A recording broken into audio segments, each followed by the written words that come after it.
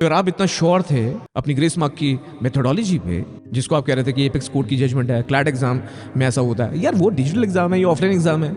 फिर आप कहते हो कि हमने तो सीसीटीवी से सब सर्वे किया, तो ऑब्वियसली हम देख पा रहे थे सब कुछ। फिर आपने प्रेस रिलीज May 5 में तो ये बोला था कि एक बार सवाई माधोपुर में प्रॉब्लम हुई और कहीं भी कोई प्रॉब्लम नहीं, तो फिर ये प्रॉब्लम कैसे हुई? 1563 का ये प्रॉब्लम कैसे हुआ? आप अपने में फंस गए ना, बिकॉज आपको पता था आप फंसोगे, तो अब आपने वहां कोई आर्गुमेंट नहीं किया। पर जब तक स्टूडेंट्स पूछ रहे थे आप सब कुछ बोल रहे थे, पर जैसे ही आप जज के सामने कुछ आप कुछ बोल नहीं रहे। अरेस्ट हुआ है, दिल्ली में भी अरेस्ट हुआ है सर, दिल्ली में भी अरेस्ट हुआ है। मैं आपको विनम्रता से कहूं, पेपर लीक की कोई घटना की कोई पुख्ता प्रमाण नहीं है। पर पहले पेपर लीक पे आते हैं और धर्मेंद्र प्रधान जी ने जो बोला है जरा उसको क्रॉस वेरीफाई करते हैं। नीट यूजी 24 जिस एग्जाम में बहुत सारे मेडिकल स्टूडेंट्स अपना भविष्य देखते हैं, जिसमें करीबन 23 लाख बच्चों ने अपियर किया, 13 लाख बच्चों ने उसको क्वालिफाई किया, उसकी आज हम पोल खोलेंगे। जो देश की सबसे बड़ी टेस्टिंग एजेंसी है एनटीए के जवाबों की पोल खोलेंगे। हमारे एजुकेशन मिनिस्टर धर्मेंद्र प्रधान ने जो कहा है वो क्यों इतना अफसोसजनक और डिसअपॉइंटिंग है, उसके बारे में बात करेंगे। ये एग्जाम जो 4750 एग्जाम सेंटर्स में हुआ, 571 सिटीज में हुआ, जिसमें 14 सेंट्रीज अब्रॉड की थी, 13 लैंग्वेजेस में कंडक्ट किया गया। इतनी सारी सिटीज में ये एग्जाम कंडक्ट करना और उसकी एफिशिएंसी बरकरार रखना बहुत कठिन है। फिर ये ऐसा क्यों है कि मेरी उंगली इधर इधर जा रही है? क्योंकि यहाँ कुछ भांडा फोड़ होने वाला। क्यों एनटीए इतना एरोगेंट? क्या सवाल उठा रहे हैं कई टीचर्स, कई स्टूडेंट्स? ऐसे कौन से एलिगेशंस? क्या एनटीए का रिस्पॉन्स है? और सुप्रीम कोर्ट की जजमेंट क्या कहती है? वो सबसे बड़ा इशू जो इस नीट के एग्जाम से जुड़ा हुआ है, उसका भांडा फोड़ इस वीडियो में आगे। तो एलिगेशंस की बात करें तो 5 एलिगेशंस हैं। पहला, टाइमिंग, रिजल्ट्स की टाइमिंग। दूसरा, ग्रेस मार्क्स। तीसरा, मल्टीपल रैंक्स ऑफ AR1। चौथा, पेपर लीक।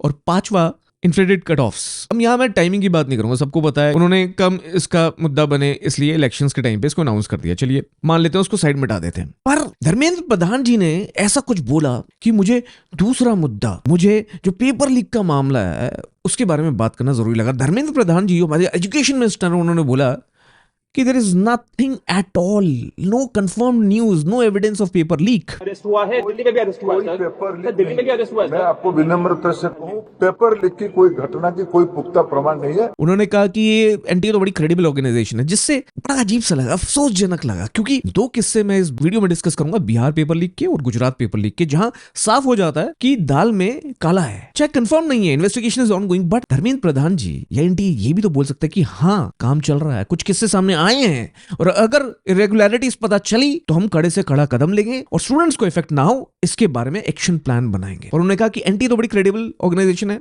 कुछ नहीं हुआ ऐसा पेपर लीक वीक। वाई? क्या इससे फेथ और ट्रस्ट बनेगा हमारा? I was very happy with Modi 3.0, but if Dharmendra Pradhan ji, जिनको बड़ी ट्रस्ट के साथ मैंने भी गुजारिश करी थी ट्विटर पे कि वो इसका संज्ञान लें, अगर वो ऐसे बयान देंगे तो बहुत ज्यादा अफसोसजनक है चीज। पर पहले पेपर लीक पे आते हैं और धर्मेंद्र प्रधान जी ने जो बोला है जरा उसको क्रॉस वेरीफाई करते हैं। और हम बात करें बिहार पेपर लीक की, तो बिहार पुलिस ने 13 लोगों को अरेस्ट किया और इकोनॉमिक ऑफेंस यूनिट को ये केस ट्रांसफर किया। और ईओयू ने 11 कैंडिडेट्स को नोटिस जारी किए हैं क्योंकि जो रोल कोड्स हैं वो माफिया के कब्जे में, क्या एविडेंस नहीं है। इसमें से 7 सस्पेक्ट्स महिलाएं थी। इस पेपर लीक गैंग ने करीबन 30 से 50 लाख रुपए एक्सेप्ट किए ये काम करने के, और एलिजिडली इन कैंडिडेट्स को पटना के लॉजेस में ठहराया और वहां इनको ये पेपर्स दिए नीट के, जो कि लीक पेपर्स थे। This is all alleged, not proven, but substantial evidence. एक रेड में पटना में उनको पार्शली बर्न्ड एग्जामिनेशन पेपर्स भी मिले। तो ये क्या बताता है कि कुछ नहीं हुआ, कुछ गड़बड़ नहीं हुई।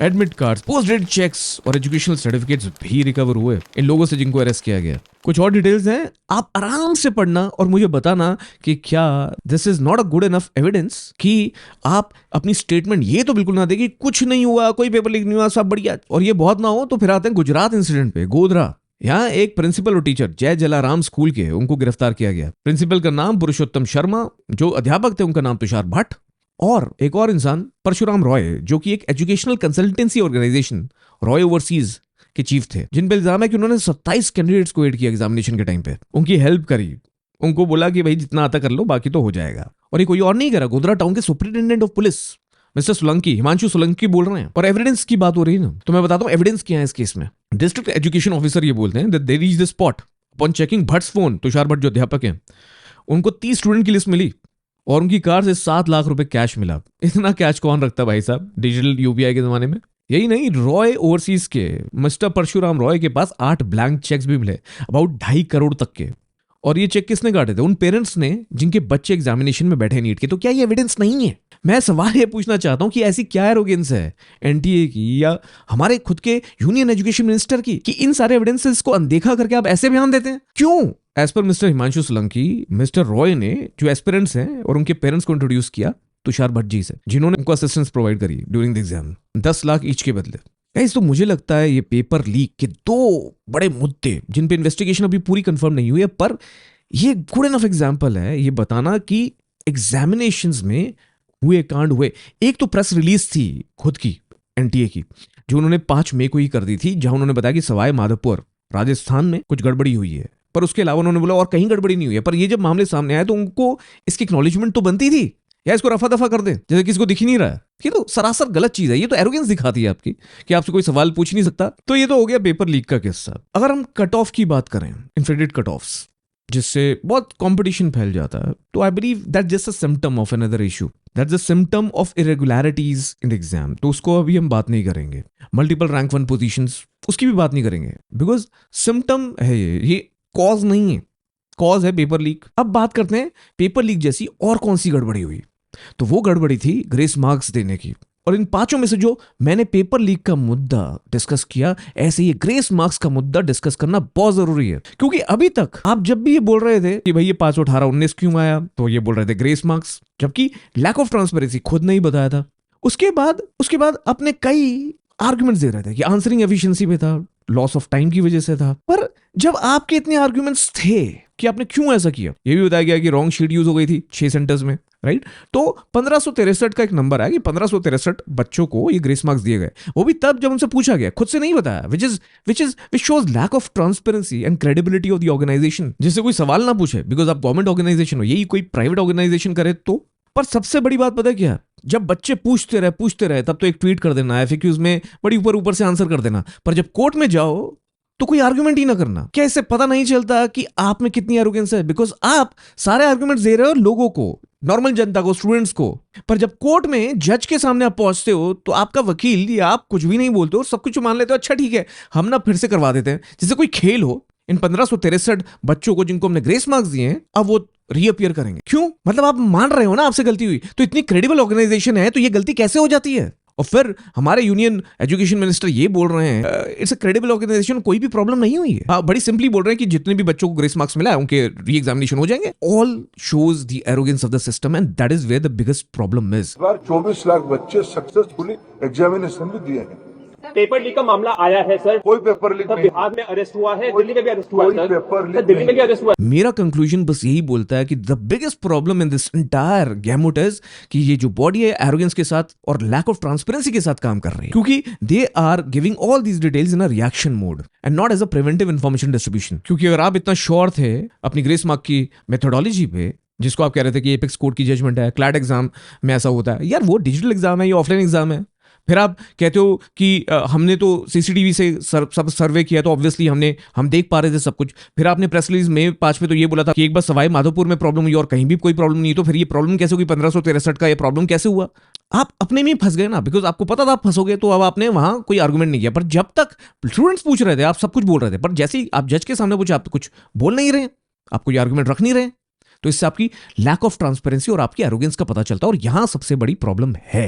सो now supreme court judgment has said कि ये री एग्जामिनेशन होगा उन 1563 बच्चों का जिनको ग्रेस मार्क्स दिए गए, और काउंसलिंग प्रोसेस नहीं रोका जाएगा, जो मुझे लगता है सही नहीं है, क्योंकि आपके पास 2 पेपर लीक्स की खबर सामने है और इससे पता चलता है कि कितनी ज्यादा इरेगुलरिटी हुई है। ग्रेस मार्क्स नहीं दिए गए, पर जो चीटिंग से या पेपर लीक की वजह से जिनकी रैंक्स में इजाफा हुआ, जो कि बहुत इन्फ्लेटेड है जैसे हम सब बोल ही रहे हैं, उसका क्या? तो गाइज मेरा इसमें साफ ये कंक्लूजन है कि सुप्रीम कोर्ट ने काउंसलिंग तो शुरू करवा दी है, पर मुझे लगता है कि ये 2 जो पेपर लीक की घटनाएं हैं, इनकी जब कंफर्म्ड इन्वेस्टिगेशन होगी, या तो इसको स्पीडी इन्वेस्टिगेशन को पूरा करवाया जाए और उसके बाद देखा जाए कि कितनी ज़्यादा हद तक प्रॉब्लम है। उसके एब्सेंस में अगर आप काउंसलिंग शुरू करवा देंगे और ये बस 1563 के नंबर पे आप स्टूडेंट्स को ऑप्ट इन ऑप्ट आउट करने को बोल देंगे कि अगर आप री एग्जाम देना है तो दे सकते हैं, I don't think that's fair, that's not the solution to the entire problem.